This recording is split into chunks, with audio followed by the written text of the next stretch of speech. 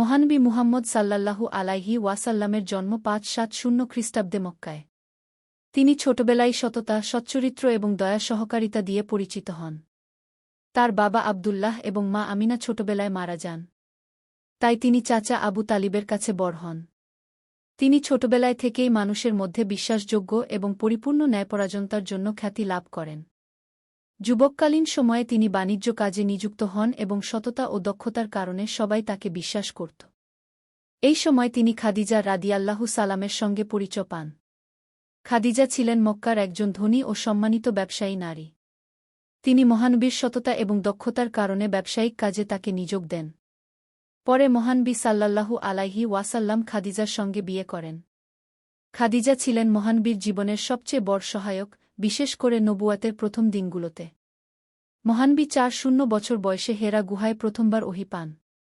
এ সময় তিনি আল্লাহর বার্তা মানুষের কাছে পৌঁছে দেওয়ার জন্য নির্বাচিত হন। নবুয়াতের শুরুতে খাদিজা এবং অন্যান্য বিশ্বস্ত বন্ধু ও পরিবারই তার পাশে দাঁড়ান। খাদিজা প্রথম মহিলা, যিনি ইসলামে বিশ্বাস করেন এবং নবীর প্রতি পূর্ণ সহায়তা দেখান। ইসলামের শুরুতে খাদিজা তার সম্পদ ও সান্ত্বনার মাধ্যমে নবীকে সমর্থন করেছিলেন। মহানবী সাল্লাল্লাহু আলাইহি ওয়াসাল্লাম জীবনের সব সময় ধৈর্য, সহিষ্ণুতা এবং ন্যায়পরায়ণতার দৃষ্টান্ত স্থাপন করেছেন। সমাজে অন্যায়ের বিরুদ্ধে কথা বলেছেন এবং মানুষের মধ্যে সততা, ন্যায় এবং মানবিক মূল্যবোধ প্রচার করেছেন। খাদিজার সহায়তা ও ভালোবাসা নবীকে নবুয়াতের কঠিন সময়গুলো পার করতে সাহায্য করেছে। খাদিজা মারা যাওয়ার পর মহানবী অত্যন্ত দুঃখিত হয়েছিলেন, কিন্তু তিনি তার ধৈর্য ও বিশ্বাস হারাননি।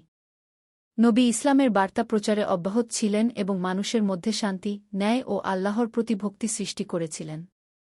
মোটকথা, খাদিজা রাদিয়াল্লাহু সালাম এবং মহানবী মুহাম্মদ সাল্লাল্লাহু আলাইহি ওয়াসাল্লামের জীবন আমাদের জন্য সততা, ধৈর্য, বিশ্বাস এবং সহানুভূতির শিক্ষার এক মহান উদাহরণ। তাদের জীবন থেকে আমরা শিখতে পারি কিভাবে কঠিন সময়ে ধৈর্য ধরতে হয়, কিভাবে বিশ্বাসে অবিচল থাকতে হয় এবং অন্যের সহায়তা ও ভালোবাসার গুরুত্ব কী।